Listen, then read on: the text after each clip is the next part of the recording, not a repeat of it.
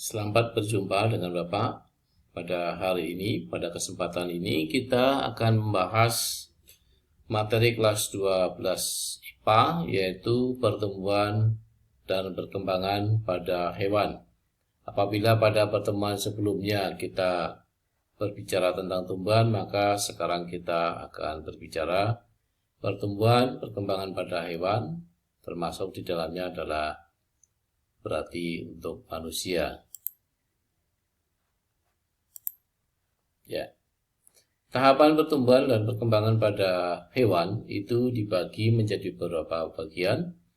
Yang pertama adalah proses fertilisasi dan zigot, kemudian embriogenesis yang meliputi morula, blastula, gastrula, kemudian dilanjutkan dengan organogenesis yang meliputi proses pembentukan organ. Di dalamnya ada proses spesialisasi, diferensiasi sel, kemudian proses sintesis jaringan, dan proses penghancuran jaringan.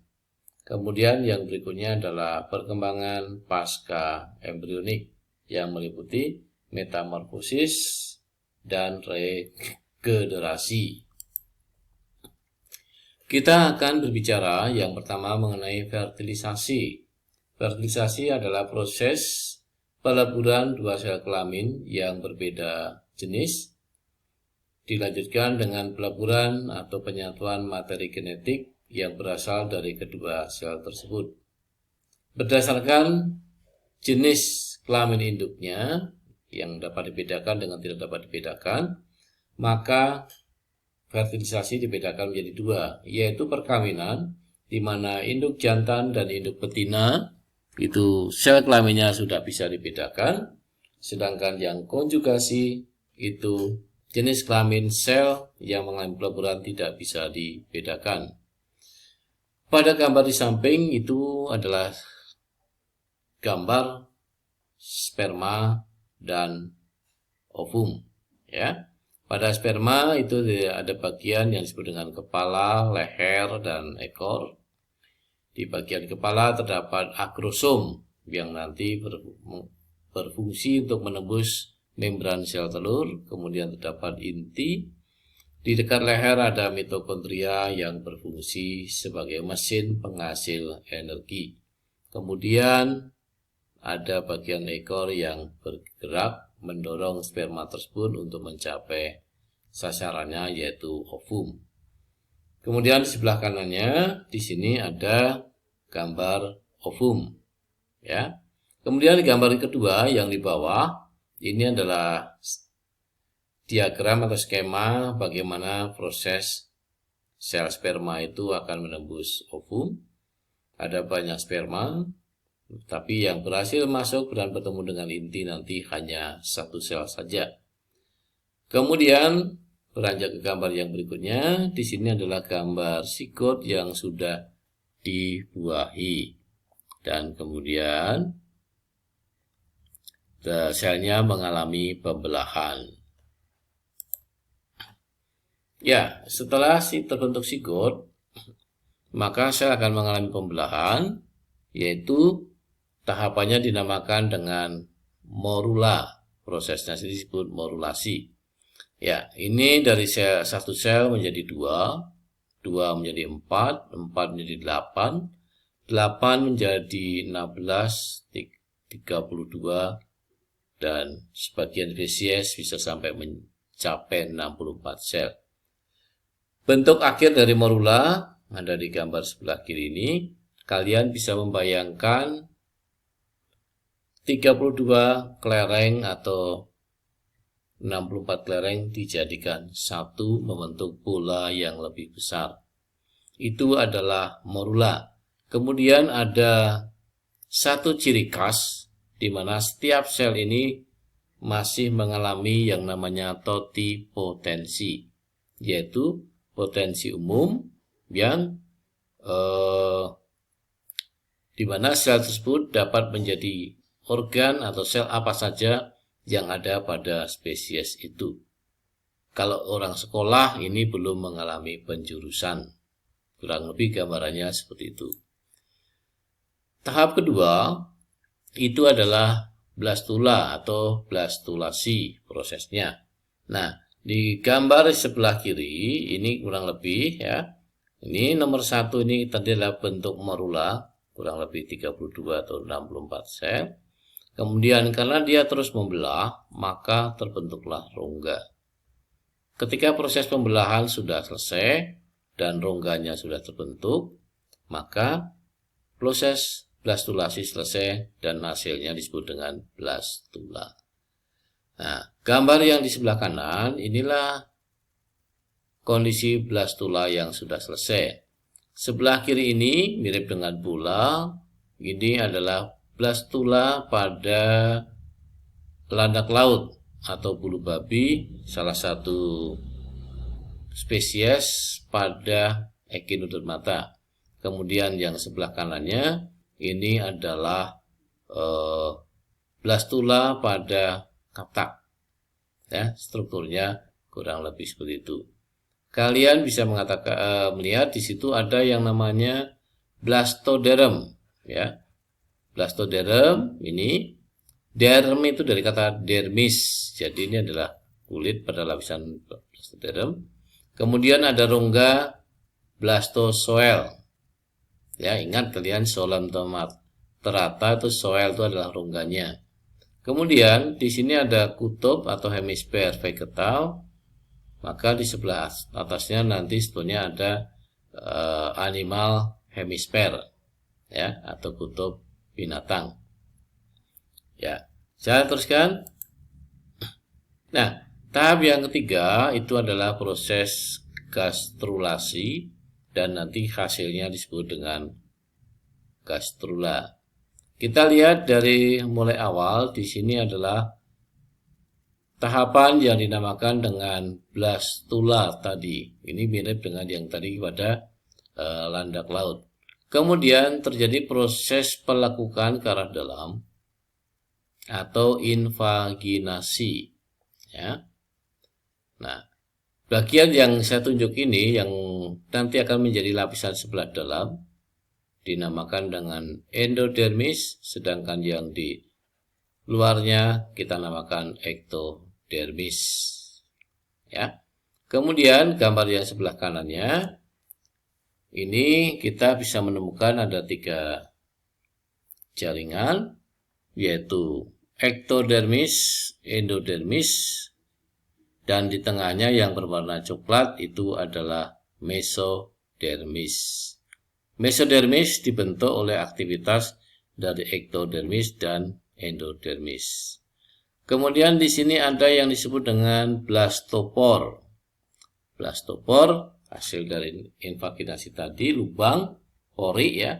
Ini nanti akan berkembang menjadi saluran pencernaan bagian ujung yaitu anus.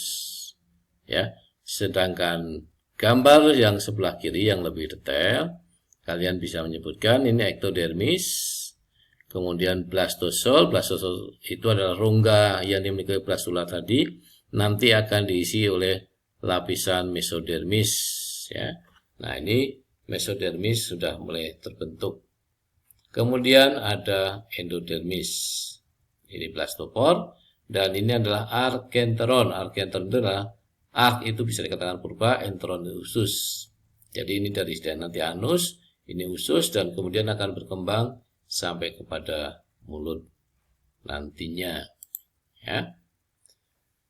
Ya, kalau sudah selesai dengan proses gastrula, terbentuk 3 lapisan yang kita sebut dengan triploblastik, atau terbentuk hanya 2 lapisan disebut dengan diploblastik. Ini salah satu dasar klasifikasi ketika kita berbicara klasifikasi hewan. Ya, lapisan tubuh itu menjadi salah satu dasar klasifikasinya.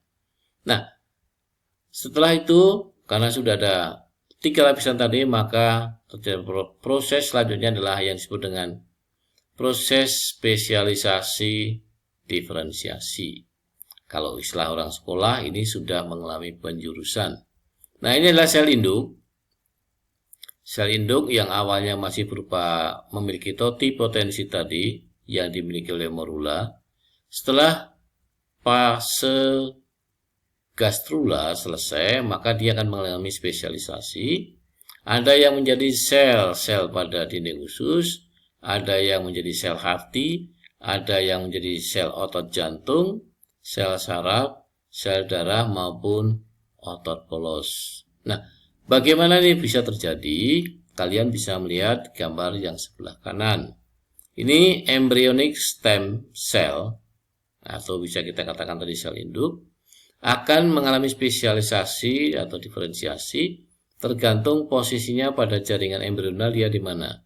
Kalau pada ectoderm, ya, dia bisa menjadi bangsa kulit, kemudian kuku, saraf tepi, ya. Kemudian bagian dalam dia akan menjadi bagian misalkan dinding usus, ya, otot polos yang ada pada saluran usus, organ-organ dalam. Sedangkan yang di sini kita bisa melihat ada bagian mesoderm, itu adalah organ-organ yang ada di, misalkan ini ada otot lurik, ya. Ini contohnya sesuai dengan perkembangan setiap lapisan tadi. Ya. Selanjutnya proses organogenesis. Organogenesis adalah proses pembentukan organ. Di sini ada dua peristiwa, yaitu sintesis pembentukan organ dan proses lisis itu penghancuran organ. Pada gambar ini sketsa kita bisa lihat ini ada 3, ayam, bebek, dan tangan manusia. Kalau kalian lihat, ya, pada kaki ayam itu selaputnya mengalami penghancuran sebagian, pada itik atau bebek tetap ada, sedangkan pada manusia di sini mengalami penghancuran total. Inilah proses lisis, ya. Sedangkan ada bagian yang menonjol, misalkan pada bagian jari-jari, inilah yang dinamakan dengan proses sintesis lebih tebal. Kalian bisa membayangkan bagaimana proses organ hidung itu terbentuk melalui peristiwa sintesis dan lisis ini. Kemudian setelah dewasa, maka akan menjadi makhluk hidup lengkap dan bisa lahir. Ya. Nah, sekarang kita masuk pada peristiwa perkembangan pasca embrionik. Perkembangan pasca embrionik ada 2, yaitu metamorfosis dan regenerasi. Metamorfosis itu merupakan perubahan bentuk makhluk hidup sejak zigot sampai menjadi dewasa. Nah, pada serangga itu dibedakan menjadi 3 berdasarkan kemampuan metamorfosisnya. Yang pertama ametabula, tidak bermetamorfosis, hemimetabula yang bermetamorfosis tidak sempurna, dan holometabula yang bermetamorfosis sempurna.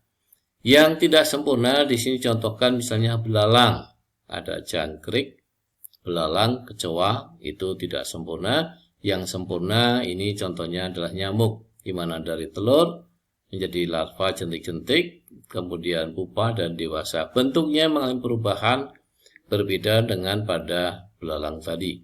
Kemudian pada vertebrata metamorfosis kita temukan pada amfibi yaitu katak. Untuk regenerasi itu adalah kemampuan memperbaiki jaringan atau organ yang rusak.